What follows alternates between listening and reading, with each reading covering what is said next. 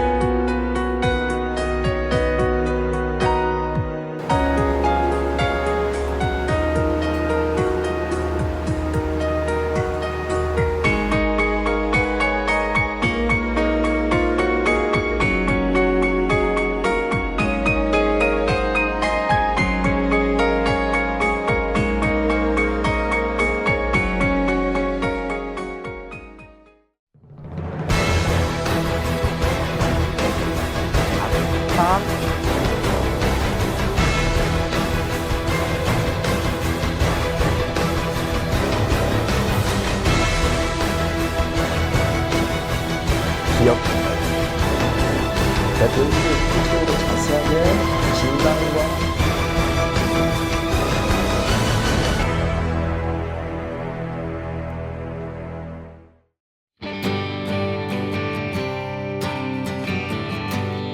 자, 12주차 바예히라고 합니다. 바예히. 그래서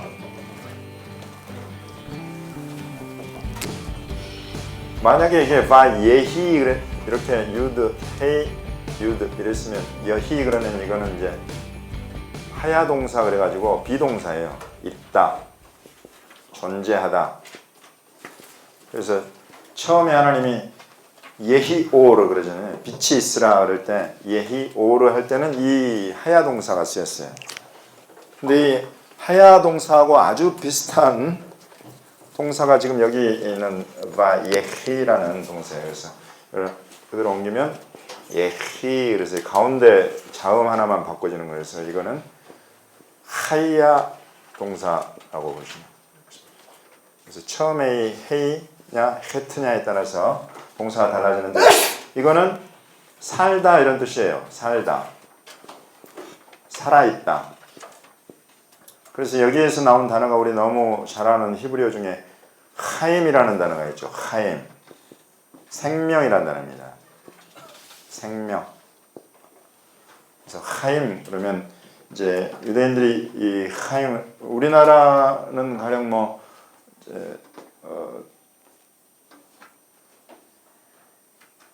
어떨 때 할까요? 가령 뭐 쉽게 뭐 이해하기 쉽게 건배 이러잖아요. 예, 그리고 뭐 영어로는 뭐 cheers 뭐 이러는데 히브리어로는 이렇게 해요. 레하임 그래요. 레하임. 레는 for 이런 뜻이거든요. 그래서 생명을 위하여 먹든지 마시든지 무엇을 하든지 다 생명을 위하여 한다 이러면서 이 친구들 레하임 이러면서 이제 와인을 마신다든지 또는 뭐 함께 이렇게 음료수를 따라 놓고 막 쨍 한달지 할 때 레하임 이라는 거예요. 거기에 나오는 하임이라는 단어가 여기 하야 동사에서 왔고 여기에서 바예히는 이 하야 동사에서 그리고 그가 살았다 이런 뜻입니다. 그리고 그가 살았다 3인칭 형태예요. 이게. 그래서 그리고 그가 살았다 이렇게 지금 뜻을 굳이 풀어본다면 그렇게 될 것입니다. 그래서 오늘 모세액을 창세기 47장 28절에 보면 이런 말이 나옵니까? 한번 읽어보시죠. 시작. 네, 어떻게 번역이 되어 있어요? 거주했다 이렇게 번역이 되어 있는 거예요. 근데 이거는 이제 그 땅에서 17년을 더 살았다 이런 뜻이죠. 그래서 살았다는 바예히라는 단어를 거주하다 이렇게 지금 번역을 해놓은 것이죠. 예, 그것이 바예히라는 것이 이번 주 12주차 마지막 창세기 마지막 주차 파라샤의 제목입니다. 그래서 살다, 살았다, 거주하다 이렇게 번역이 되어 있는 구약과 신약을 아울러 나타나는 관통 주제를 뭘 보셨습니까? 네? 유언을 보셨다. 네. 유언. 유언이 있다 이거죠. 또 여기 유언을 관통주의로 보신 분 한번 손 들어보세요. 거의 대부분이 대표로 한 분이 말씀하셨군요. 다 이렇게 찾아보셨는데 좋습니다. 또 뭘 보셨을까요? 유언 하나만 나옵니까? 네? 그럼 유언과 연관되어서 나타나는 거죠? 네. 또 뭐가 있을까요? 요원이라고 하기는 너무 거대해서 네. 저는 단어를 마지막 말씀이라고. 아하. 예. 일단 말씀으로 써보겠습니다. 왜냐하면 이 말씀이라는 표현으로 지금 계속 다 나오거든요, 실은. 자, 유언 그리고 어떤 유언의 핵심에는 늘 이제 말씀이라는 것이 있다. 이렇게. 또 뭐가 있을까요? 길이요. 길. 예, 재밌는 주제를 찾아오셨네. 길. 길이라는 건 여러분 뭐예요? 길. 길은 왜 있어요? 가라고. 길은 늘 출발점이 있고 또 도착점이 있고 요즘에 뭐 앱 서비스 중에 길찾기 서비스들 많이 있는데 길찾기에 들어가면 무조건 나오는 것이 출발, 도착. 출발해가지고 도착하는 그 사이에 이것을 우리가 길이라고 부르는데 그래서 여기에서도 그런 길이 나오고 있다는 것들은 아주 흥미로운 그런 주제입니다. 잘 보셨고요. 또 여러분 뭘 보셨을까요? 네? 남은 자들. 다른 말로도 어떻게 표현해 볼까요? 남은 자들이라는 얘기 지금 의미를 담아서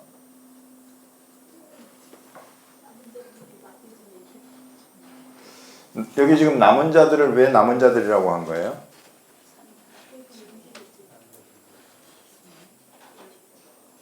가시는 분들이 있고 가시는 분들이 있고 일단 남겨진 자들이 있다고 하면 그 남겨진 자들은 가신 자들로 봤을 때는 어떻게 볼 수 있어요? 다음 세대라고 하죠. 누가 이야기하셨지? 다음 세대라고 할 수 있죠. 다음 세대. 이런 것들도 아주 중요하게 지금 나오고 있습니다. 성경에서 지금 사실 이 본문에서 남은 다음 세대를 세우는데 실패한 사람은 여기 나오지 않아요. 이 교훈은 아주 중요한 교훈입니다. 우리는 성경은 하나님의 사람들은 반드시 다음 세대를 세우고 떠나갑니다. 그것은 하나님의 나라 복음 이것이 계속 전파될 것을 위해서 그렇고 또 우리 하나님의 역사, 하나님의 일들이 하나님의 구속사가 계속 전개되어야 되기 때문에 그런데 만약에 이 땅에서 누군가 하나님의 사람으로 하나님의 일을 하다가 다음 세대를 세우는데 실패한다. 그러면은 안 된다 이거죠. 오늘 이 12주째 파라샤에서 보여주는 것은 좋습니다. 다음 세대, 남은 자들. 또 뭐가 있을까요? 네? 12지파. 12지파. 이스라엘.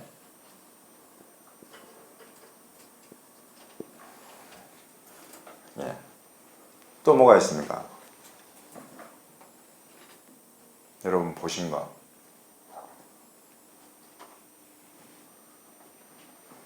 이렇게 유언은 어떨 때 하는 거예요? 죽을 때 하는 거죠. 그래서 여기는 죽음을 다 다루고 죽음만 다룹니까? 예. 산자와 죽은 자, 죽음과 삶, 마벳과 여기 하야 동사에서 나온 하임, 죽음은 마벳이라고 합니다. 마벳, 삶은 하임. 요 사이에 있는 것을 우리가 이제 장사 지낸다. 그래서 장사 지내는 것도 계속 나오죠. 죽고 장사 지내고 또 죽는 것과 사는 것이 함께 다루어지고 지금 전체적으로 그런 내용들도 있죠. 또 뭐가 있습니까? 기다림. 네? 기다림. 기다림. 기다림.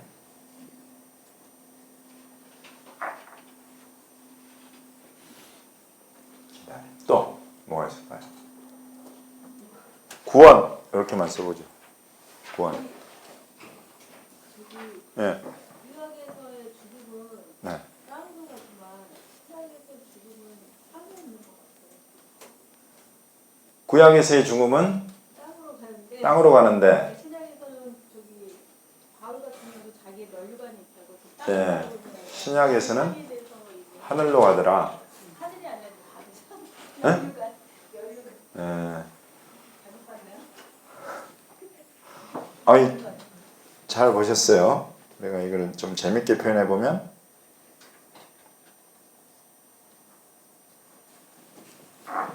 공간이동. 공간이동. 우리의 어떤 삶과 죽음의 배경이 되는 공간이 달라진다는 얘기죠. 달라진다. 뭔가 공간이동. 순간이동 이런 차원은 아닙니다. 여튼 공간의 변화가 있다. 좋습니다. 또 여러분 뭐 아직 빠진 게 있습니까? 관통 주제 중에? 네? 무덤. 아까 장사와 연관되어 가지고 무덤. 예. 지금 뭐 이제 제가 보니까 분기점이 보니까 7주차예요. 7주차부터 6번 절반을 딱 넘어서면서부터 여러분들 찾아오시는 것이 이제 뭐 거의 제가 보기에 아주 중요한 그런 부분들을 딱 찾아와서 그것이 맨 위에 지금 올라가고 있어요. 이 부분들은 아주 중요하기 때문에 왜 이제 유언이라는 거를 우리가 다루게 되는데 관통 주제를 유언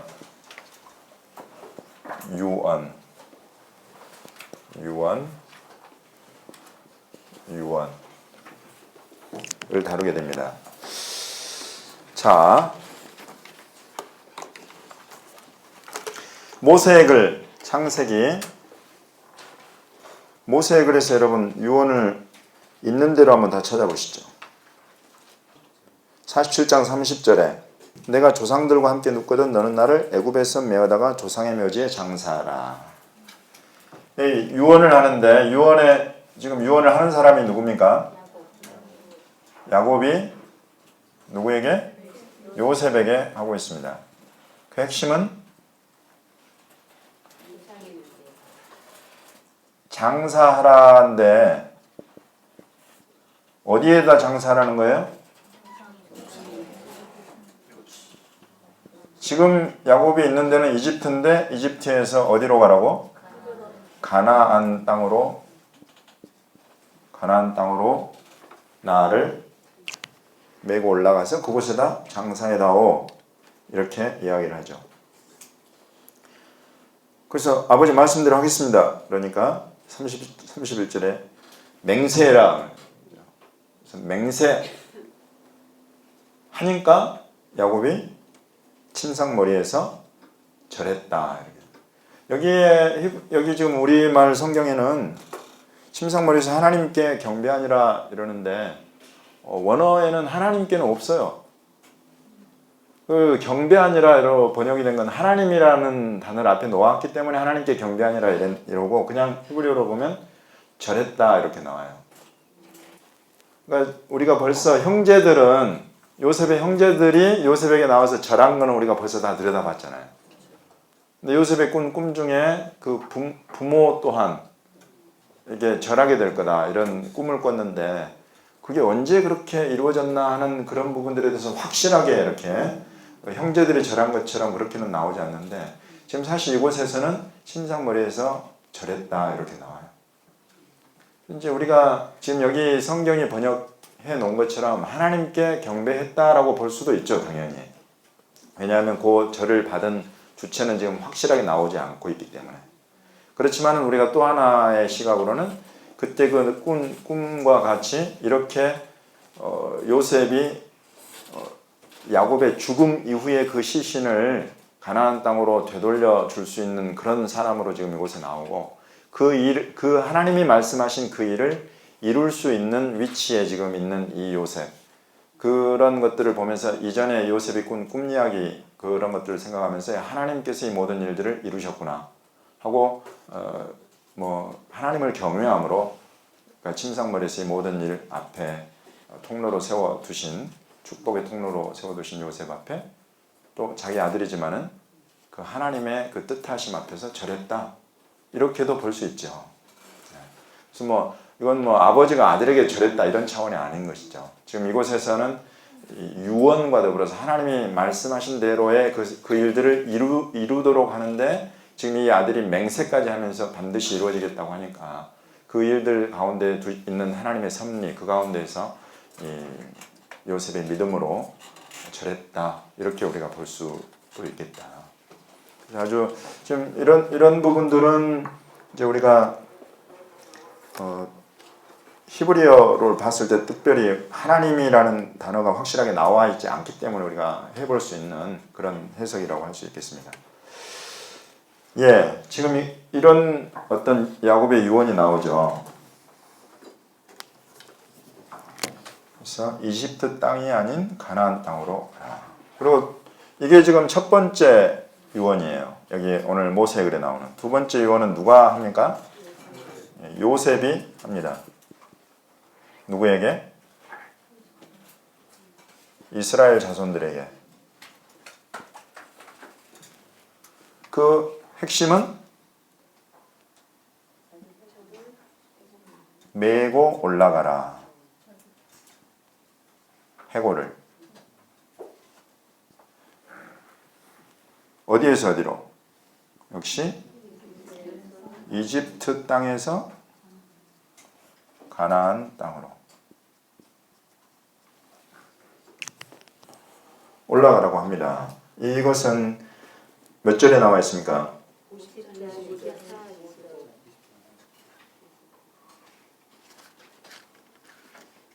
50장 25절. 50장 25절을 한번 같이 한번 읽어보겠습니다. 시작. 요셉이 또 이스라엘 자손에게 맹세시켜 이르기를 하나님이 반드시 당신들을 돌보시리니 당신들은 여기서 내 해골을 메고 올라가겠다 하라 하였더라.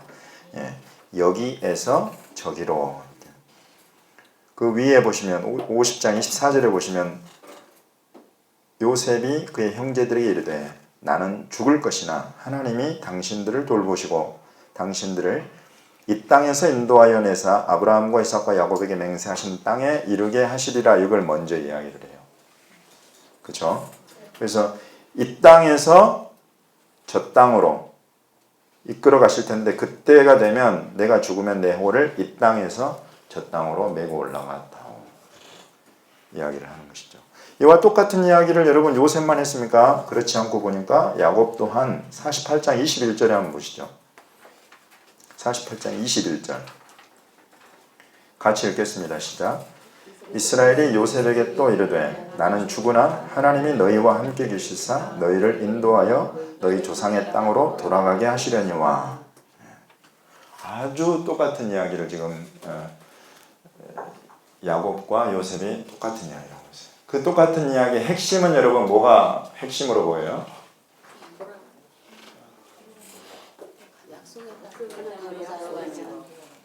네. 목사님 뭐라고요?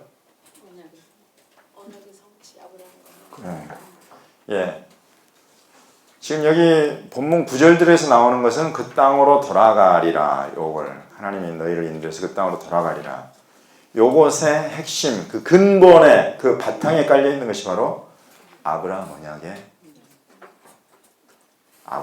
깔려 있다. 그래서 이런 지금 이 야곱이 요셉에게 또 요셉이 이스라엘에게 하는 이런 모든 유언에 있어서 핵심이 되는 거예요. 지금 여기 이 유언, 남기는 유언에 있어서 핵심은 뭐다?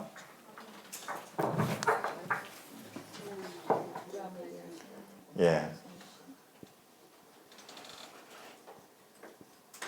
이거는 결국 아이야라고 할 수 있는 아이야 언약이다 이거죠. 아브라함, 이삭, 야곱. 요거 이 세 분을 우리가 히브리어로 뭐라고 부른다고요? 아버지들. 아봇. 아브가 아버지잖아요. 그 복수형 아버지들, 아봇. 그래서 이것을 우리가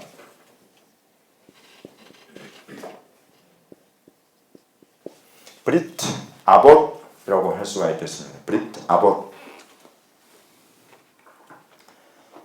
브리트 하 아봇 이렇게 하겠습니다. 브리트 하 아봇 정관사를 붙여서 그 아버지들 아이야를 지칭하는 것이죠. 아브라함, 이삭, 야곱과 맺은 이 언약이 이 유언의 핵심이더라 이거죠. 그래서 이집트 땅에 자기가 머물러 있을 수는 없다는 거예요. 여러분, 브리트 아봇, 아브라함, 이삭, 야곱과 맺은 언약의 핵심 뭐라고요? 세 가지? 땅시복. 12주차 교육 과정에 어떤 그 열매처럼 이것이 과거 구약에서만 이 언약의 핵심 땅시복이 끝나버렸다면 제가 이렇게 강조해서 여러분께 가르칠 필요가 없습니다. 신약에서 이 땅시복에 대한 이 구약이 하나님이 하신 언약의 핵심이 그대로 의미가 확장되면서 또 완성되면서 드러나기 때문에 이것이 그렇게 중요한 것이죠. 땅시복. 그 중에 지금 이 땅에서 저 땅으로, 여기에서 저기로, 이 이방 땅에서 하나님의 약속의 땅으로 가야 된다. 이 땅. 이 씨가 하나님의 구원 계획 가운데에서 보존되는 거예요. 기근으로 온 땅이 다 죽어버릴 수 있는 상황에서 하나님의 요셉을 통해서 이들을 구원하시고 그 생명을 지켜주셨죠. 그리고 마침내 이 이스라엘 수많은 지금 12지파의 후손들이 지금 온 이집트 땅에 가득하게 되는 그런 지금 일들로 향해 가고 있습니다. 복. 아브라함, 이삭, 야곱과 그의 후손으로 말미암아 천하 만민이 복을 얻는다 그랬는데 여기에서도 아주 당연하게 이집트 땅으로 가지고 이집트로 통해서 이 주변 온 지역에 지금 구원과 생명이 되는 복이 되고 있습니다. 그런 하나님의 언약은 그 당대와 더불어서 그 이후 세대까지 지금 이런 땅시 복에 하나님의 이런 언약의 특징이 계속 반복돼서 나오고 있다. 예, 이것이 오늘 지금 모세의 글에 나오는 이 유언의 어떤 개략적인 부분을 우리가 한번 살펴봤어요. 선지자의 글로 넘어가 보겠습니다. 선지자의 글에 나오는 유언. 누가 누구에게? 예.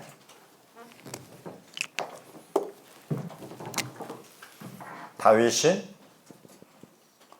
솔로몬에게 하고 있다. 그 구절을 한번 보겠습니다. 열왕기상 2장. 다윗이 죽을 날이 임박하매 그의 아들 솔로몬에게 명령하여 이르되 내가 이제 세상 모든 사람이 가는 길로 가게 되었으니 너는 힘써 대장부가 되고. 2장 3절이 이제 핵심으로 나오죠. 같이 한번 읽겠습니다. 시작. 내 하나님 여호와의 명령을 지켜 그 길로 행하여 그 법률과 계명과 율례와 정거를 모세의 율법에 기록된 대로 지키라. 그리하면 네가 무엇을 하든지 어디로 가든지 형통할지라. 2장 4절까지 같이 한번 읽겠습니다. 여호와께서 내 일에 대하여 말씀하시기를 만일 내 자손들이 그들의 길을 삼가 마음을 다하고 성품을 다하여 진실이 내 앞에서 행하면 이스라엘 왕 위에 오를 사람이 내게서 끊어지지 아니하리라 하신 말씀을 확실히 이루게 하시리라. 이렇게 나왔습니다.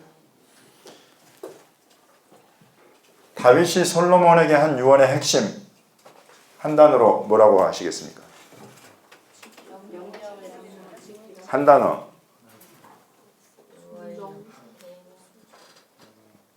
지키라. 이곳에는 장사라. 이곳에서는 지키라. 장사하되 이 땅에서 말고 저 땅에서 해라. 지키라. 이것이 지금 다윗이 솔로몬에게 하는 언약의 유언의 핵심입니다. 지켜라. 무엇을 지켜라?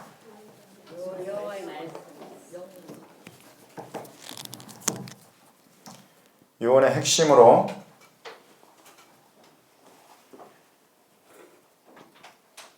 여호와의 말씀, 명령, 길 이렇게 나오죠. 여호와의 명령은 곧 말씀이고 그 길을 따라 지키는 이렇게 하는 것과 연관돼서 나오는 것이 뭡니까? 율법. 누구의 율법? 예, 그렇죠.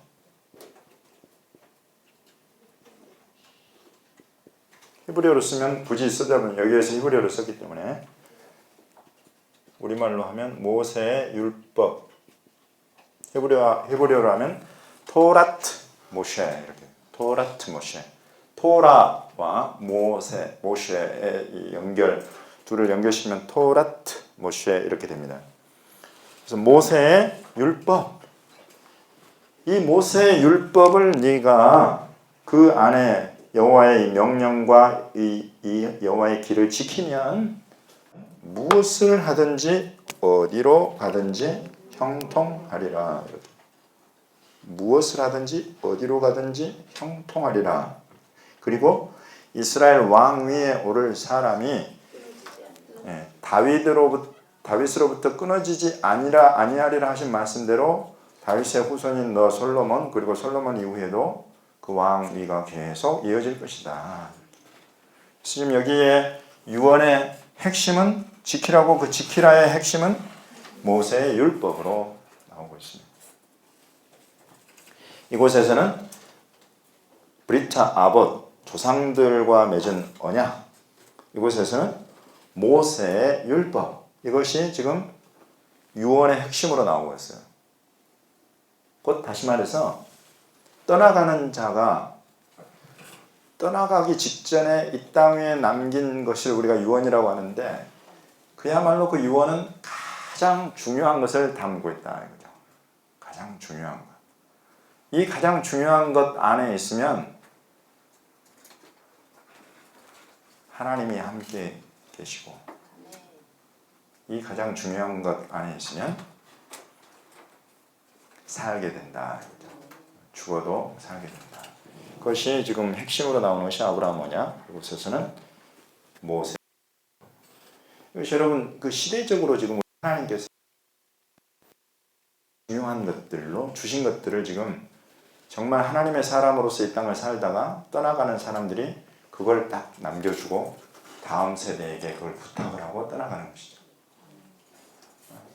그래서 그것들을 보시면 그 당대에 지금 야곱의 때, 요셉의 때, 이집트 땅에서 가장 중요하게 이 사람들에게 주신 것이 무엇인가? 여기 이스라엘, 다윗에게, 솔로몬에게 우리 하나님께서 주신 가장 중요한 것이 당대에 무엇인가 하는 것들을 알 수 있어요. 유언을 들여다보면.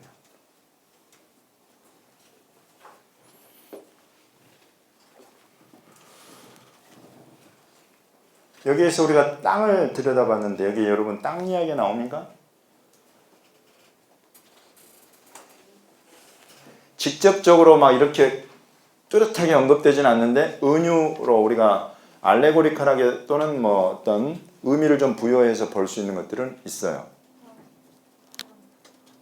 일단 이스라엘이 나오는 거죠. 이스라엘이 솔로몬으로 말미암아 이스라엘 왕 위에 서서 그의 나라가 견고해졌다. 이스라엘을 통치하는 통치자로서의 이 솔로몬의 이 영향력이 이게 나오죠. 그래서 다윗이 솔로몬에게 이 이스라엘을 물려주는 거예요. 이스라엘 땅을. 그런데 이 이스라엘 땅만 나옵니까? 다윗이 실제로 해준 그 유언 속에 보면 네가 무엇을 하든지 어디로 가든지 이렇게 나옵니다. 어디로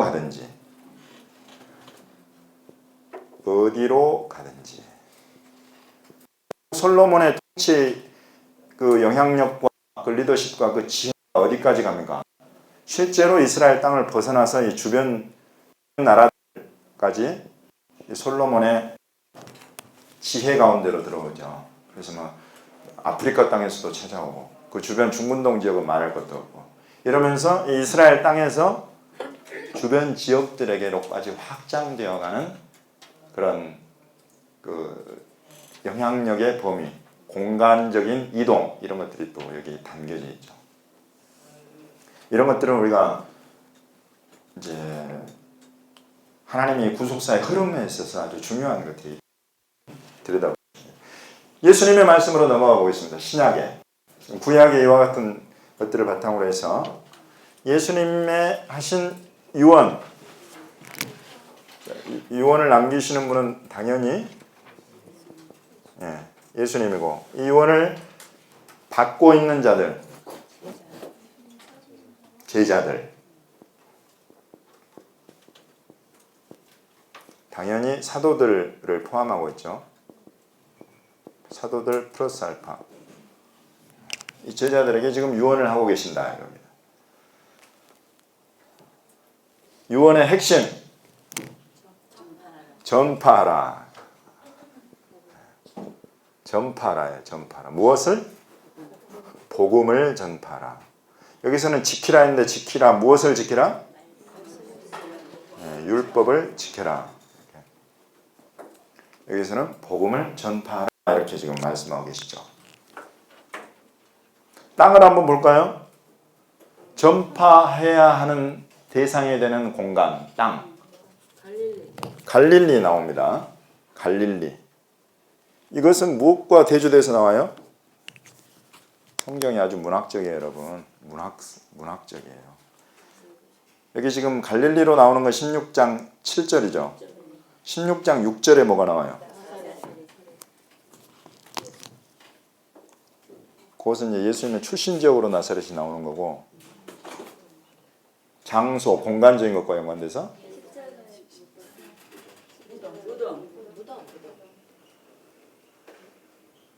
16장 6절에 제가 문학적이라고 그랬죠, 성경이. 여기 계시지 않는다. 여기가 나오잖아요. 여기 계시지 않는다. 이제 이 여기가 어디예요? 무덤이죠. 장사 지낸 무덤. 이 무덤 이곳에 여기 계시지 않고 어디 가셨다. 어디 가시면 그러면 그분을 만날 수 있느냐? 갈릴리에 가면 만나볼 수가 있다. 그리고 이 말씀은 미리 너희들에게 하신 말씀이다. 그래서 지금 여기 계시지 않고 갈릴리에 계시다. 그런 게 하나 나오죠. 그 갈릴리를 16장 7절에 문학적으로 어디라고 나옵니까? 거기. 거기 이렇게 나와요. 거기. 여기가 나오고 거기가 나오는 거예요, 성경은. 그래서 예수님은 지금 여기 무덤에 계시지 않고 곧 죽은 자 가운데 계시지 않고 갈릴리에 가 계신다는 것은 살아나셨다. 살아나셨다. 여기 계시지 않고 거기 계시고, 거기에 계속 계실 겁니까? 예수님이? 그럼 예수님이 이제 어디로 가세요? 여기에서 한 번 더 가는 거예요, 예수님. 하늘로. 여러분, 예수님의 행적을 보십시오. 공간 이동을 보세요. 아까 우리 공간 이동 잘 찾아오셨죠? 여기 계시지 않고 거기 계셨다가 하늘로 올라가셨다 이거예요. 여러분, 이런 것들은 예수님의 뒤를 따라가는 우리도 경험하는 것입니다. 이제 아주 동일하게 우리는 죽은 자 가운데 있을 사람들이 아니다 이겁니다. 우리는 무덤 가운데 있을 자들이 아니다. 거기에 있을 사람들이다. 그래서 우리가 갈 곳은 여기 죽은 자들이 있는 무덤에 있을 것이 아니라 우리는 예수 그리스도 안에서 부활의 몸을 입게 될 것입니다. 그래서 부활의 몸을 입고 성경은 이야기하기를 이 땅 위에서 그리스도와 더불어서 1000년 동안 왕노릇 할 것이라고 그래요. 그것이 첫째 부활에 참여한 자들의 영광이라고 이야기를 하십니다. 그리고 그곳에서 끝나는 것이 아니라 하늘로 올라가셨대요. 하늘 아버지 보좌 우편에. 곧 이것은 이제 우리에게 주어질 새 하늘과 새 땅을 다루는 것입니다. 새 하늘과 새 땅. 그리고 새 예루살렘. 저 하늘에서 내려오는 새 예루살렘. 그 새 예루살렘 안에는 전능하신 하나님과 어린 양이 성전이 되시는 그 예루살렘 성에, 새 예루살렘 성에서 우리 앞으로 따라 나아가야 될 길이죠. 그것을 지금 보여주고 계세요.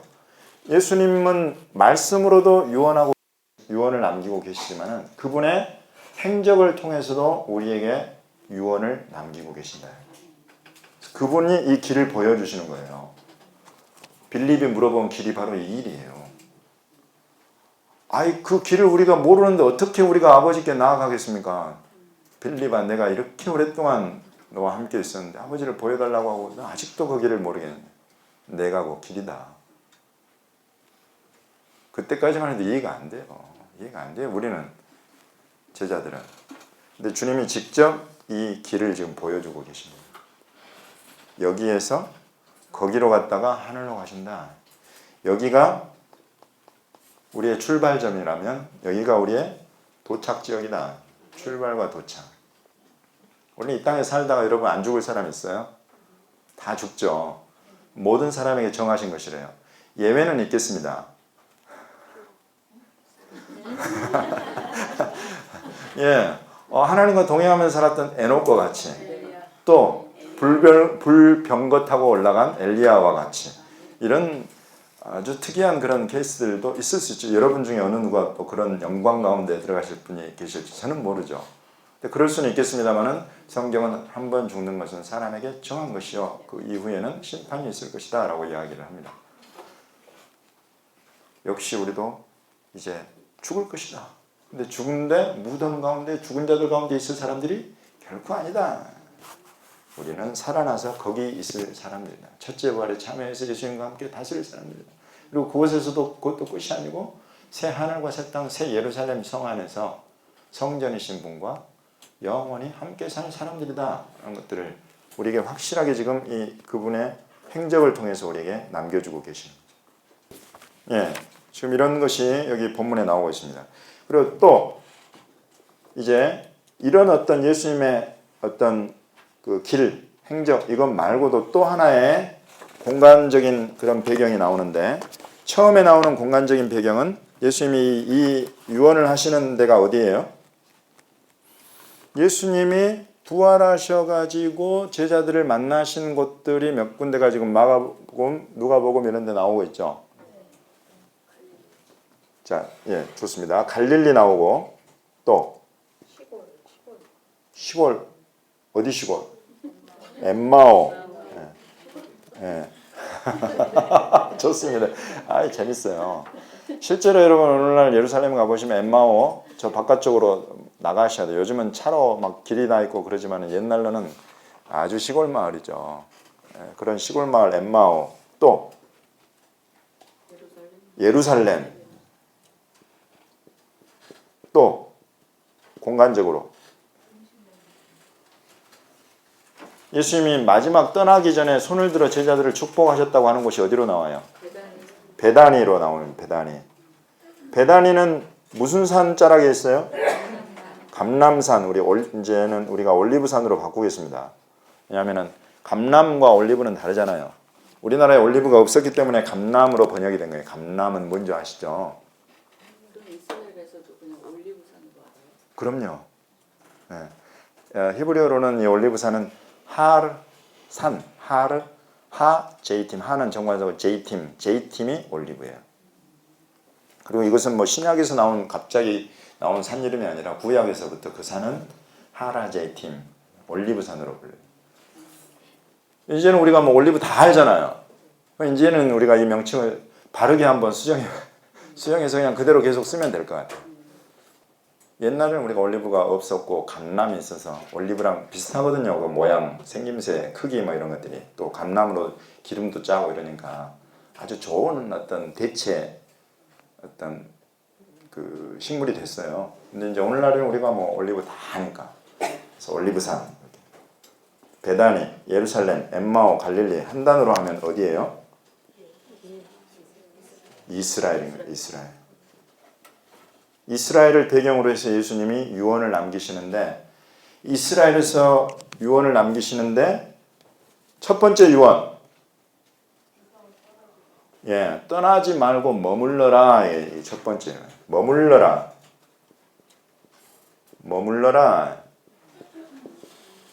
떠나지 마라. 어디를? 예루살렘을 떠나지 마라. 무작정 떠나지 마라. 정한 때까지. 때까지 움직이지 마. 떠나지 마. 머물러라. 이렇게 말씀하세요. 우리가 그 내용은 너무 잘 알듯이 성령이 권능으로 너희 위에 임할 때까지는 떠나지 마라. 그래서 여러분, 머물러라는 것이 핵심이에요? 아니면 뭐가 핵심 같아요? 루아흐 하코데시 하는 정관에서 루아흐 하코데시, 거룩한 영, 아버지의 영, 주 예수의 영, 성령. 이 성령을 받아야, 성령을 받아라. 이것은 성령을 받는 것은 무엇과 직결되는 일입니까? 복음을 전파하는 것과 직결되는 것이죠. 그리고 장소, 공간적으로 지금 이스라엘을 배경으로 했는데, 이렇게 이제 성령이 임할 때까지는 예루살렘에 머물지만은 성령이 너에게 임하시면 어떻게 된다? 16장 15절. 온 천하에 다니며 만민에게 복음을 전파하라. 이렇게 됩니다. 그래서 이스라엘에서 온 천하로, 만민으로, 만민에게 이렇게 공간 이동이 일어나요. 이번에는 이스라엘에서 만천하로, 온 천하로, 만민에게. 지금 여기까지는 온통 다 아이야와 그 자손들 이야기예요. 근데 지금 여기에서 살짝 싹이 보이더니 여기에서는 완전히 이제 예수님은 직접 친히 너희 이스라엘, 너희 유대인들아, 너희의 활동 무대는 이 이스라엘뿐만이 아니다. 이스라엘은 당연한 것이고 이제 온 천하로 가고, 유대인들, 너희 동족 유대인들만 대상으로 할 것이 아니다. 이 복음은 만민에게로 가고, 이걸 우리 주님이 친히 자기 입으로 말씀을 하시는 거죠. 땅씨 복 중에서 그 복은 너와 내 씨로 말미암아 천하 만민이 복을 받아. 천하 만민 복, 복음. 그렇죠? 이 유언만 들여다봐도 어떻게 지금 하나님의 구속사가 흘러가고 있는가? 하나님의 구속사가, 그 언약이 어떻게 처음 시작되고 또 완성되어 가는가 하는 것들을 우리가 지금 보여주고 있는 것입니다. 성경은 확실하고 그 속에는 여기 저기 하늘로 이런 재미있는 문학적인 표현들까지 등장을 하고 있으면서 우리에게 이런 하나님 나라의 구속사를 알려주고 있는 것입니다. 예, 이것이 지금 예수님의 말씀 마가복음, 누가복음 이 본문 안에 담겨 있는 것이죠. 사도들의 글로 넘어가 보겠습니다. 사도행전 1장에서 유언을 하고 있는 분은 누굽니까? 역시 예수와. 그걸 듣고 있는 사람들은 재밌게 히브리어로 예수아와 사도들, 슐리킴으로, 샬라크를 보내다라는 데서 나와가지고 슐리킴이라고 불러요. 그래서 사도행전은 히브리어로 하면 마세이하 슐리킴이래요. 마세이, 이제 뭐 오세, 아싸, 뭐 행하다 이런 데서 나오는 거죠. 사도들이 행한 것들 이런 뜻이에요. 마세이하 슐리킴. 그래서 슐리킴이 사도들이에요. 예수께서 그 제자된 사도들에게 이런 하시는 그런 말씀입니다. 여기 이 사도행전이 기록하고 있는 것과 지금 여기 예수님이 말씀에서 기록한 것과 우리가 살펴본 유언의 내용과 다른 것이 있습니까? 없습니까? 세례, 무엇으로 세례받는 걸 말씀하셨어요? 성령. 그럼 여기서 강조하는 것 달라졌어요? 안 달라졌다 이거죠. 표현들만 조금씩 달라요. 그 표현들 달라진 걸 한번 보겠습니다. 자, 핵심. 유언의 핵심. 여기는 여기 전파라 그랬죠. 복음을. 여기는 뭐라 그랬어요? 내 증인이 되라 그러시잖아요. 증인이 되라. 내 증인이 되라. 이것이 우리 주님이 제자들에게, 사도들에게 남기시는 마지막 유언이에요. 내 증인들아. 자, 어디에서 어디까지? 예루살렘과 온 유대와 사마리아 그리고 땅끝까지.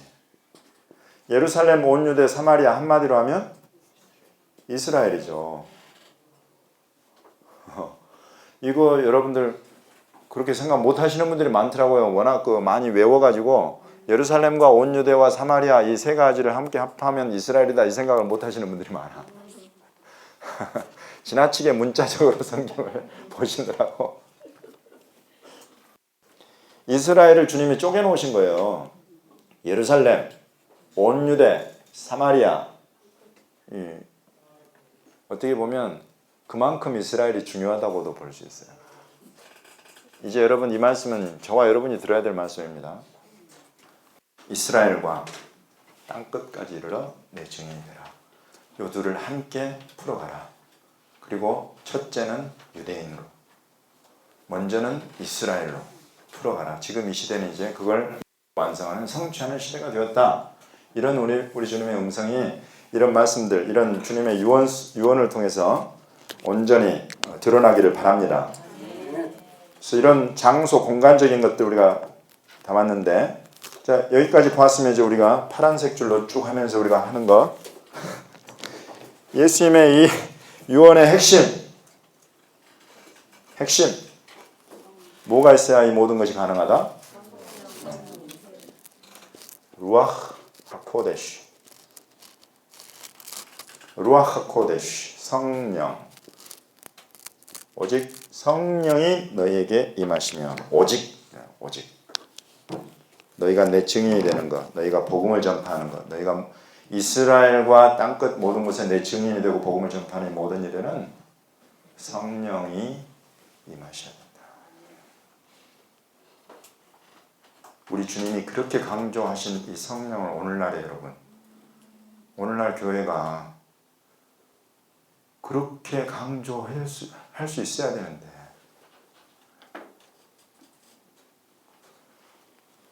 오순절 성령 강림주일이 돼도 교회에서 성령의 성자도 이야기하는 교회들이 많아졌다 이거죠.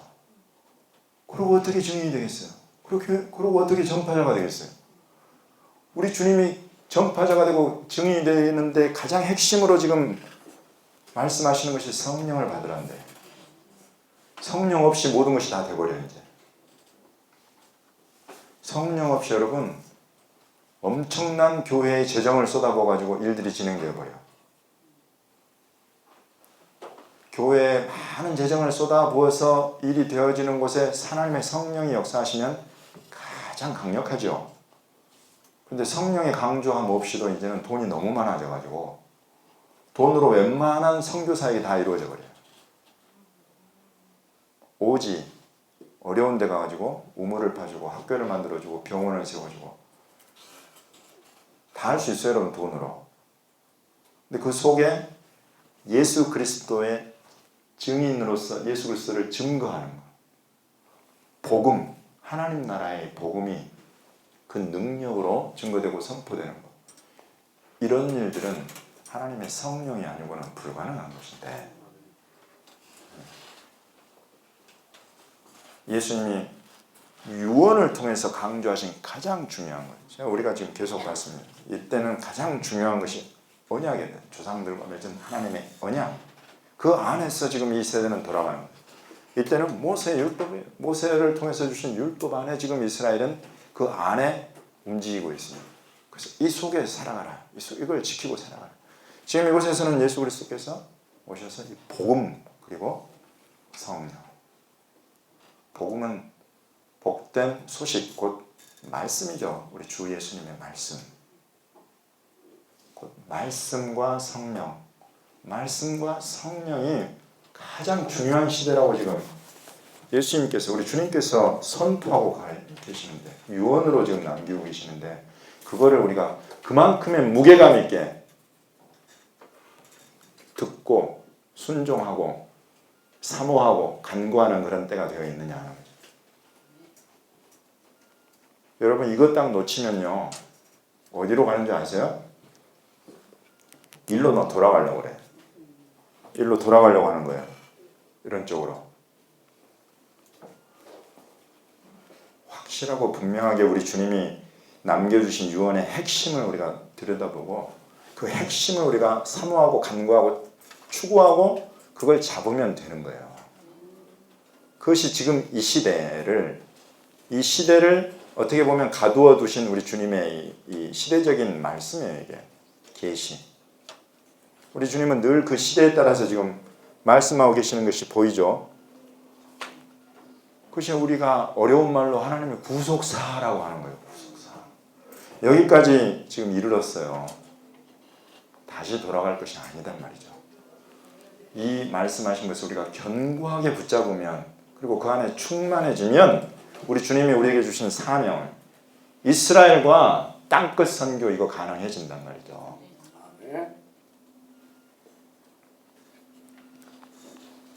성경이 우리에게 확실하게 말하는 바입니다. 두 번째 유언 나옵니다. 이곳에서 두 번째 유언. 첫 번째로 살펴본 것이고 두 번째는 누가? 사도 바울이 누구에게? 디모데에게. 유언의 핵심은 전파하라입니다. 전파하라. 전파하라. 무엇을? 말씀을 전파하라.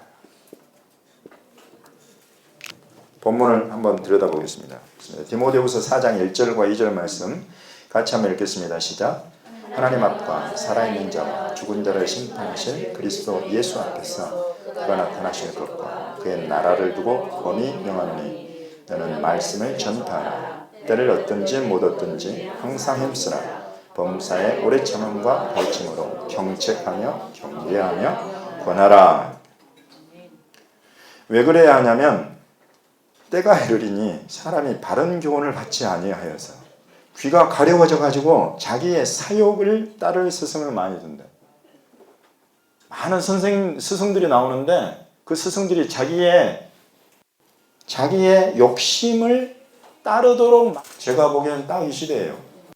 귀를 진리에서 돌이켜서 허탄한 이야기를 따르리라. 그러나 너는 모든 일에 신중하여 고난을 받으며 전도자의 일을 하며 내 징계를 다하라. 전파하라. 전파할 것의 핵심은 우리 주의 말씀이에요. 진리의 말씀. 여러분 진리의 말씀을 옳게 분별하는 자로 바울이 디모데에게 가장 강조하는 것이 그것입니다.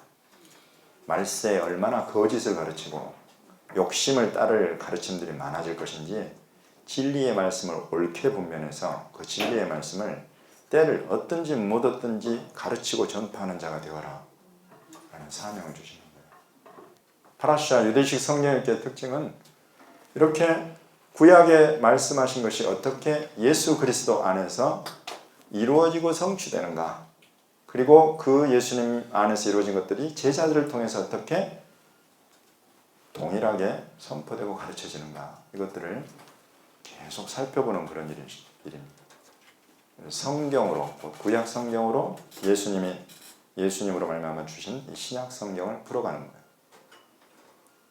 그렇기 때문에 뭐 하나가 잘못 맞으면 그냥 드러나요. 뭐가 안 맞으면 부드럽지가 않아. 근데 이와 같이 확실하게 하나님이 행하시는 일들을 구약에서부터 신약까지 쭉 살펴보면 하나님이 이렇게 하시는구나 하는 그런 것이 그냥 자연스럽게 드러나서 보여진다. 그런 것들을 보게 하시는 것은 이 시대적인 축복이다. 4,000년이 됐건 6,000년이 됐건 하나님이 하신 말씀의 출발과 도착, 시작과 완성, 성취가 한눈에 보여지는 그런 시대를 우리가 살고 있고, 그것들을 지금 우리가 우리 눈과 귀를 열어서 들여다보게 하시고 보게 하시는 것은 이 유언의 성취를 위해서요. 이 말씀을, 이 복음의 말씀을, 이 예수 그리스도 복음을 가르치고 전파하는 우리 주 예수님의 증인들이 되라고 하시는 그런 우리 주님의 뜻이 계신 줄로 저는 믿습니다. 그래서 이런 신기하다, 뭔가 새로운 형태의 성경 공부다 하고 이렇게 하고 끝나버린다 그러면 정말 저는 차라리 안 하고 말겠어요. 이걸 해서 내가 믿고 섬기는 예수님이 이런 분이구나. 그리고 그분이 이런 말씀을 하셔서 이 말씀이 곧 주님의 뜻이구나 하는 것들이 깨달아지면 그대로 우리가 살아가면서 그대로 우리 주님의 그 열어주시고 나타내신 그 얼굴을 빛을 우리가 비추어내고 증인이 되고 하는 이런 시대적인 사명을 감당하고 완수할 수 있도록 주님이 이런 것들을 우리 지금 한국교회 열어주시고 풀어주시는 줄로 저는 개인적으로 믿습니다. 저 개인적으로도 이렇게 말씀을 들여다보면서 정말 많이 우리 주님을 새롭게 들여다보고 깨닫고 이해하게 되었어요. 그러면서 이제 속 사람에도 변화가 일어나고 말씀이 저를 씻어내고 지식을 새롭게 하고 뭔가 내 안에 들어온 것이 무엇인가를 뚜렷하게 만들어주고 그런 축복이 있습니다. 그래서 예수님을 증거할 때 예수님은 이런 분이다라고 확신 있게 말할 수 있는, 또 이것이 시대적으로 하나님이 하시는 일이다라고 확신 있게 선포할 수 있는 어떤 그런 것이 내 안에 생겨나는 것 같아요. 그것이 만들어져 가고 개발되어 가고 그러고 있습니다. 예, 디모데후서 여기에도 보면 장소, 공간 이런 부분들이 지금 좀 다루어지고 있습니다. 장소를 보시면 4장 17절에 보시면 나로 말미암아 선포된 말씀이 온전히 전파되어 모든 이방인이 듣게 하려 하신다는 거예요. 모든 이방인. 요 땅끝이라는 표현 대신에 지금 등장하는 모든 이방인. 그러더니 여러분 실제로 여기 지명들을 한번 보세요. 여기 나오는 지명들 이스라엘 지명들입니까? 이제 아닌 거예요. 10절부터 보시면 데살로니가, 갈라디아, 달마디아, 12절에 에베소, 또 그렇죠. 13절에 드로아, 또 20절에 고린도, 그리고 이어서 밀레도. 이스라엘 지명이 나와요? 이게 안 나오는 거예요. 이방인의 사도 바울을 불러서 주님이 그야말로 여기에서 지금 온 천하에 다니며 만민에게 복음을 전파하라고 하신 예수님의 말씀을 그대로 지금 지키고 순종하는 한 유대인의 모습을, 한 제자의 모습을, 한 사도의 모습을 우리에게 보여주고 있는 거예요.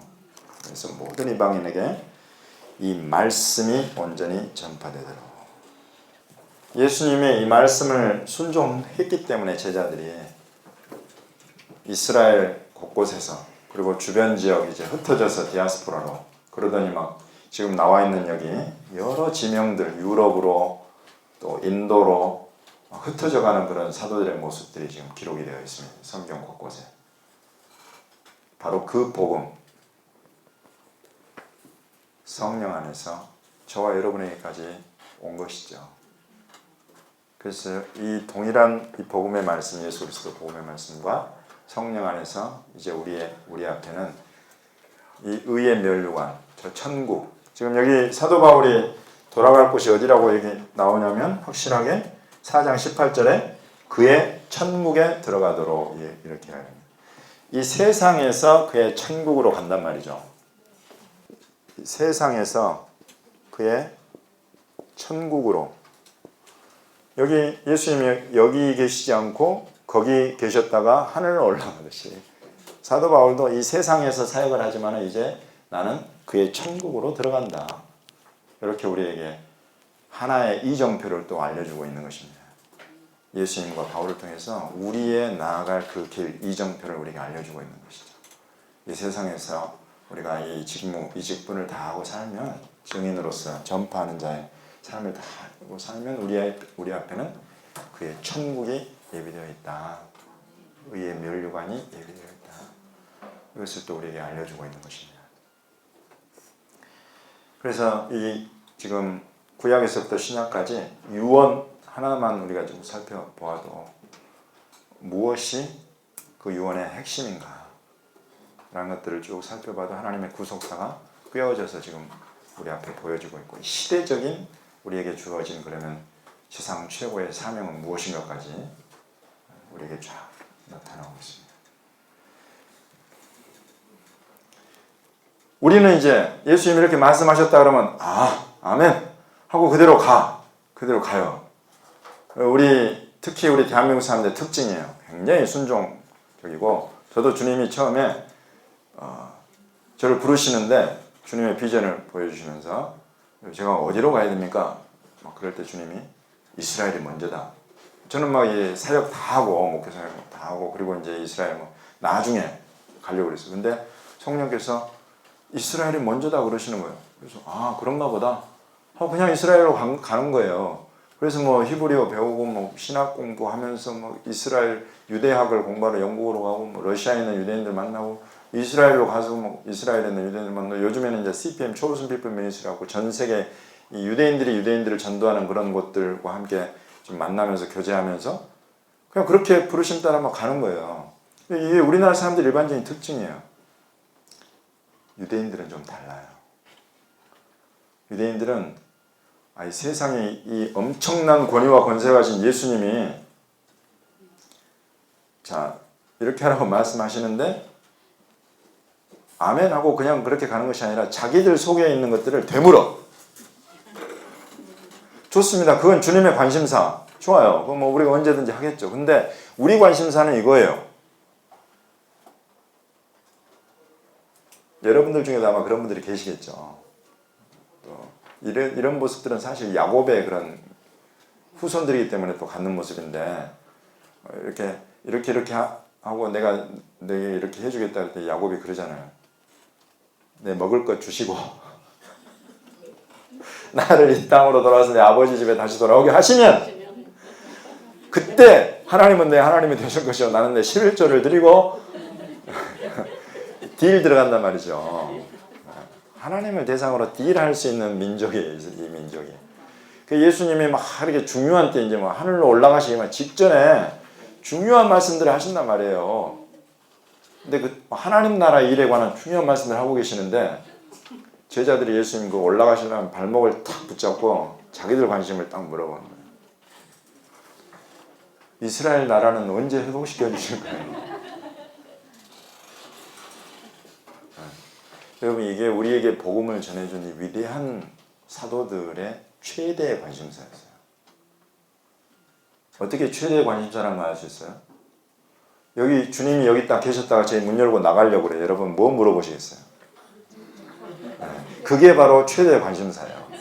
지금 여기 예수님 계셨다 제 문 열고 나가려고 할 때 마지막으로 딱 붙들고 주님 이건 어떤 거예요? 라고 물어보는 그거 그게 최대의 관심사죠.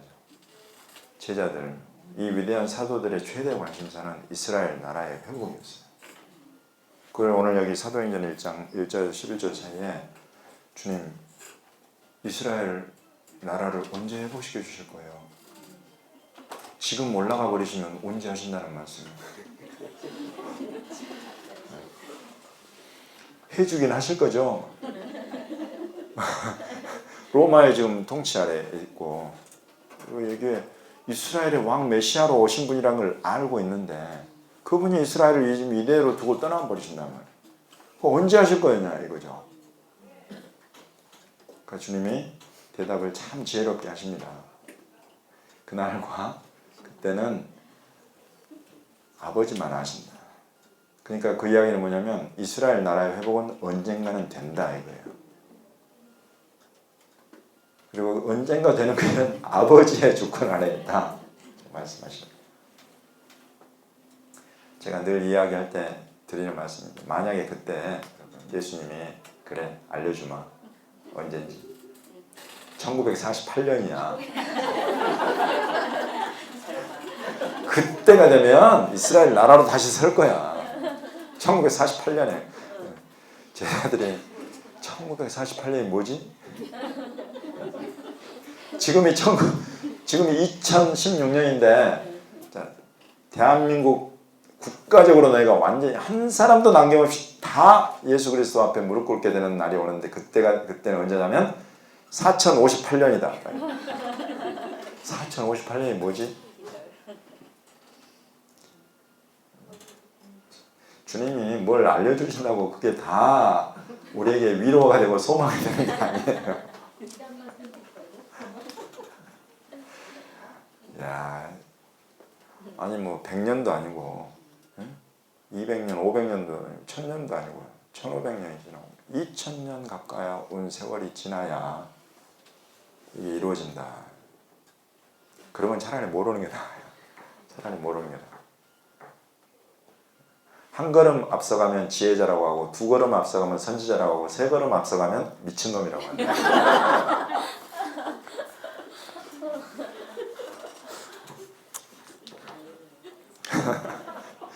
선지자에서 멈추시기를 바랍니다. 제가 말씀드리고 싶은 건 그렇게 알고 싶어 했던 제자들이, 우리에게 복음을 전해준 그 사도들이 그렇게 알고 싶어 하고 그렇게 이루어질 걸 보기를 원했던 바로 그것이 1948년에 우리 눈앞에 이루어졌다. 이스라엘 다시 나라로서. 1967년이 되니까 예루살렘이 이방인의 발에 밟히는데, 이방인의 때가 차기까지 이방인의 발에 밟힌다고 하신 예수님이 예언하신 그 예루살렘이 1967년이 되니까 이스라엘로 돌아가요. 그러더니 그렇게 완악해져서 예수님을 알아보지 못하고 미워하고 배척하던 그 유대인들이 이 예루살렘이 회복된 이후로 눈에 띄게 전 세계적으로 예수님을 만나는 일들이 막 보고가 돼요.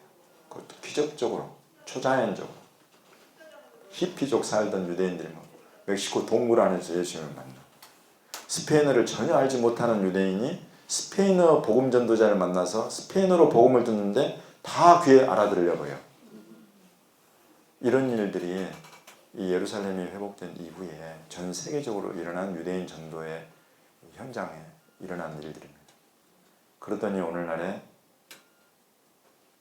그러던 사람들이 예수님을 만나고 이스라엘에 들어와서 교회를 개척해 세우고 리더십들을 하고 담대하게 복음과 함께 고난을 받고 있는 증인들로 살아가고 있어요. 초우슨 피플 미니스트리라고 하는 이제 우리 CMI 백향목 유대인 선교회하고 함께 글로벌 파트너십으로 일을 하게 될 초우슨 피플 미니스트리는 미국에 지금 120년 된 유대인 전도단체예요. 이 사람들은 지금 유대인 선교에 대한 신학적이고 성경적인 배경도 제공을 하고, 그리고 실제로 전 세계에서 진행되고 있는 유대인 전도의 각 나라에서 어떻게 지금 전개되고 어떻게 열매 맺고 있는가에 대한 것들을 그 현장 가운데에서 사역하고 또 그것들을 알려주고 있어요. 그런 시대를 지금 저희가 살아가고 있습니다. 얼마나 이런 때 주님이 이렇게 움직이고 계시는 때 그 발빠른 대한민국 교회가 가만히 있었어야 되겠냐고요. 주님이 이렇게 움직여 가시는데 나는 뭐 촛대가 옮겨졌느니 어쩌느니 그런 소리 귀담아 듣지 않습니다. 주님이 이 시대에 우리 한국 교회 또 우리 전 세계 한인 교회들을 이런 이스라엘 회복, 이스라엘 선교에 이루시는 이런 것들을 계속 말씀하시고 나타내셔서 시대적으로 온 이스라엘의 구원을 열어가는 열방의 충만, 그 가운데 우리 한국 교회가 있기를 바랍니다. 이런 IBS 성경본부, 또 기도운동, 또 어떤 인터넷 이스라엘 선교 전문 방송 브레이TV, 또 우리 이스라엘 선교만을 꿈꾸는 이런 백향목 유대인 선교회, 이런 것들, 또 파라샤 유대식 성경읽기 이런 것들을 한국교회 주님이 막 일으켜 주시고 소개하시는 것들은 이 시대적인 사명을 감당하라고 하시는 줄로 저는 믿습니다. 그래서 이렇게 이스라엘과 땅 끝에 내 증인들이라고 하신 이 사명을 주님이 우리 한국교회에 한국 사람들에게 맡겨주시기 위해서 이런 일들을 지금 일으키고 계시고, 이제 북한이 문이 열려서 북한의 저 악한 정권이 무너지고 저 악한 통치자가 사라지고 우리 주의 복음이 다시 그 땅을 덮어서 남과 북이 하나가 되어서 온 이스라엘 선교에, 온 이스라엘 구원에 정말 크게 기름 부어 쓰시기를 간절히 바라고, 또 그것들을 꿈꾸는 여러 기도자들, 중보자들이 있죠. 그래서 저와 여러분도 그와 같이 우리 주님이 세워주시기를 바랍니다. 네, 여기까지가 오늘 우리가 살펴볼 관통 주제 내용들입니다. 구약에 감추인 메시아로 바로 넘어가 볼까요? 구약에 감추인 메시아. 구약 속에 어떻게 예수님의 모습이 담겨져 있는가. 예, 구약에 감춘 메시아 여러분 찾아내신 거 한 가지씩 말씀해 보시죠. 누구 속에 또는 무엇 속에 예수님이 이렇게 감추어져 있더라, 이렇게 눈에 보이는 게 있습니까? 이번 주차 파라샤에 하나도 안 보이시던가요? 규 몇 절에 나옵니까? 49장 10절. 예, 여기 창세기 49장 10절에 규가 뭐예요? 왕이 손에 들고 있는 어떤 통치자의 심벌이다. 예. 그 바로 이어지는 것이 또 하나 나오죠. 통치자의 지팡이, 홀, 규, 홀, 또 실로가 오시기까지 이르리니 이러는데 실로에 대한 뭐 해석은 다양하게 있고, 이제 실로라는 그분은 모든 백성이 복종할 뿐이다. 모든 백성이 복종할 뿐이 실로다. 그리고 그가 오시기까지는 이 규, 홀 이런 통치자의 왕권이 누구에게 주어진다? 유다에게 주어진다. 유다. 재밌지 않습니까? 요셉에게서 유다로 지금. 먼저는 지금 요셉이 막 형제들과 그 부모까지 전부 다 절하는 그런 사람으로 나타났는데, 지금 이 모든 걸 다 지켜본 야곱이 마지막에 지금 이르러서 자기 12아들들을 축복하기도 하고 저주하기도 하고 하는데, 곧 예언을 하면서 그곳에 이제 유다의 후손에게 모든 백성이 다 엎드려서 절하게 될 거다, 복종하게 될 거다, 이렇게 지금 예언을 하고 있어요. 신기하지 않아요? 요셉이 다 할 것 같은데. 그래서 어떻게 요셉에게서 유다로 넘어가게 됐을까? 이런 부분들은 막 또 놓고 여러 가지 우리가 또 이야기가 많죠.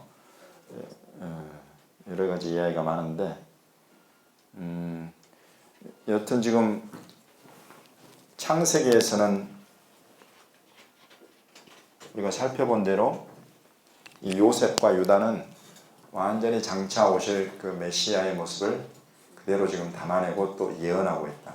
요셉은 그대로 실제로 그 삶과 이 창세기 지금 끝부분에 우리가 10, 11, 12주차 세 개의 파라샤 속에서 그 하나하나의 모습이 다 예수님과 직결되는 그런 모습을 보여주고 있죠. 팔리는 것부터 해가지고 또 이제 통수권자가 되는 것, 그리고 그로 말미암아서 만민이 구원과 생명을 얻는 것. 오늘 50장 20절에 나와 있듯이 당신들은 나를 해하려 하였으나, 이것은 사실 이 말씀은 우리가 너무 잘 아는 구약에 감춘 메시아죠. 그죠? 당신들은 나를 해하려 하였으나 하나님은 그것을 선으로 바꾸사 오늘과 같이 만민의 생명을 구원하려 하셨다. 이것은 그야말로 요셉이 어떻게 메시아와 직결되는가 하는 것을 보여요. 예수님을 그 당시에 유대인들이 그리고 이방인들이 함께 합작해서 해하려 하였지만 하나님은 그것을 선으로 바꾸사 죽음에서 부활로 일으키시고 그로 말미암아서 만민의 온천하 만민의 생명을 구원하려 하셨다. 이건 너무 확실하게 구약에 감춘 메시아예요. 그리고 여기 유다를 통해서 보여지는 것은 이 요셉이 마치 고난받은 메시아의 모습을 대표하고 있다면, 유다를 통해서 보여지는 것은 여기 다윗과 솔로몬, 여기 오늘 열왕기상에서 이어지는 다윗과 솔로몬을 통해서 이어지는 이스라엘의 보좌, 왕권, 이것의 통수권자예요. 왕으로서의 다스리는 통치자로서의 메시아, 이걸 보여주고 있는 것이죠. 그래서 이제 그 주다이즘 안에서, 유대교 안에서 하마시아흐 벤 요세프 벤 다윗, 메시아는 요셉의 후손이고 다윗의 후손이다. 요셉을 통해서 보여지는 것은 고난받은 자로서, 팔린 자로서 백성의 생명을 구원하는 자가 되는 것. 유다는 왕으로서 통치함으로 온 나라, 온 민족을 우리 하나님의 통치가 임하게 하는 그런 사람이 되는 거예요. 그래서 벤 다비드, 벤 요셉, 하마시아흐. 그래서 오늘 두 모습이 지금 이 12주차 파라샤 안에 함께 들어있고, 이것을 유대인들이 그대로 메시아로, 메시아에 대한 이해, 메시아 대망 사상으로 담아서 기다리고 있는 것이다. 그래서 오늘 여러분 유대인들을 오늘날 만날 때 내가 12주차 파라샤 바예히를 읽어봤더니 그곳에 하마시아흐 벤 요셉 벤 다비드의 모습이 보이더라. 만약 이렇게 이야기를 딱 해보세요. 눈이 휘둥그레질 거예요. 정말로. 어떻게 그런 걸 알게 됐냐. 내가 너희들 하는 파라샤를 똑같이 하고 있다. 정말 여러분 유대인들을 깜짝 놀래키게 할 겁니다. 그리고 너희들이 이렇게 우리에게 전달해준 이 파라샤라는 성경 읽기 본 그것은 우리에게 너무 큰 축복이 되고 있다. 우리가 너희를 이런 일들로 인해서 고맙고 사랑하고 지지한다. 여러분 이러면 게임 오버예요. 그러면 이 유대인들의 마음이 녹아버려요. 오늘날 얼마나 외롭고 괴로운 민족인지 모릅니다. 유대인. 근데 이 정도만의 이해, 이 정도만의 이해를 그들에게 표현하고 알려주기만 해도 이 친구들의 마음이 정말 오픈되어 버려요. 오픈되어.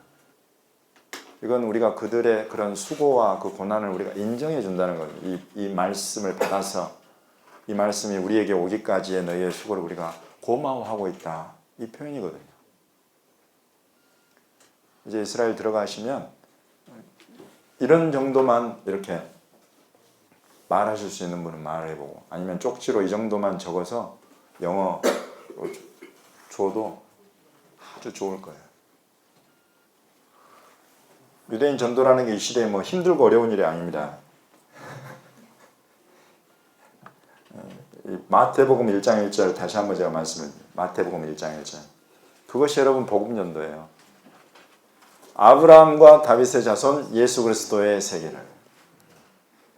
하마시아흐, 예슈아 하마시아흐 벤 아브라함 벤 다비드. 이게 여러분 유대인 전도예요. 예수 그리스도는 너희가 알고 있듯이 이방신, 이방 종교의 우두머리가 아니다.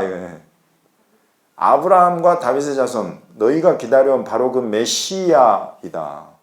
이름도 예슈아야. 예수가 아니고. 그걸 딱 선포해 주는 게 마태복음 1장 1절이에요. 이것처럼 확실한 복음 전파의 출발이 없습니다.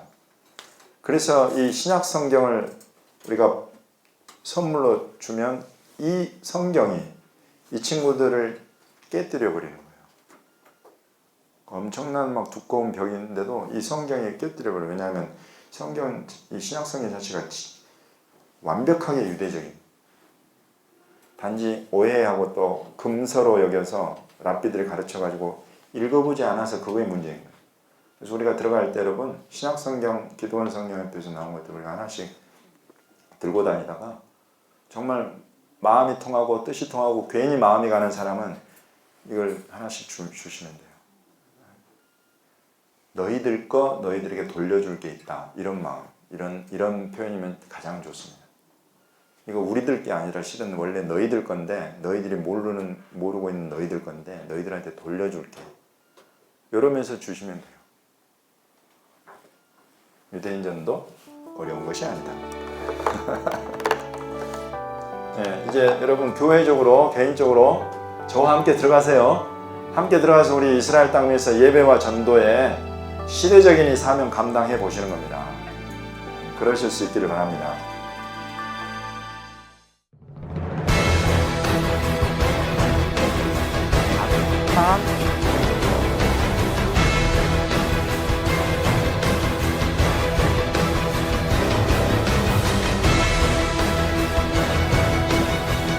기억.